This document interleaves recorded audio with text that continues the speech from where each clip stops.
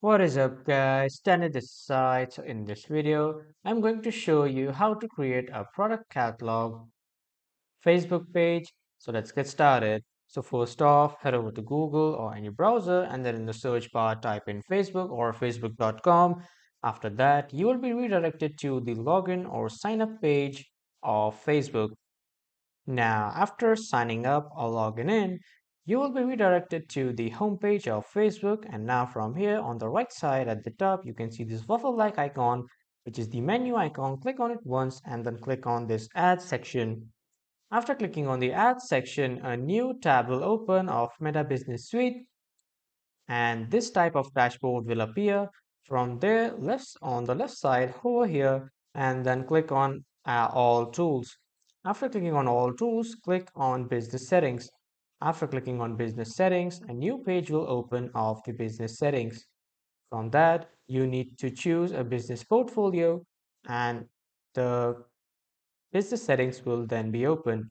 From then, scroll down a bit on the left side and then click on data sources. After clicking on data sources, a drop-down menu will appear. From that, click on catalogs. And from here, you can upload your catalogs by name or ID. If you don't have them, simply click on add and then you can create a new catalog or you can request access to catalog. For now, we will create a new catalog.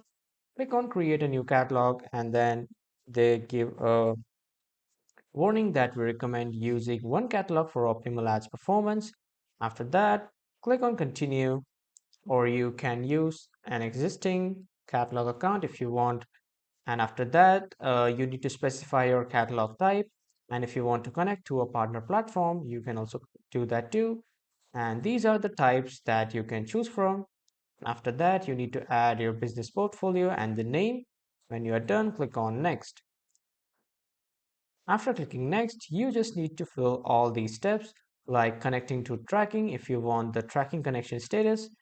If you want it, you can just turn it on or you can turn that toggle off. After that, click on next again and you need to select the catalog permission like whom to give the catalog permission. You can choose and then click on next.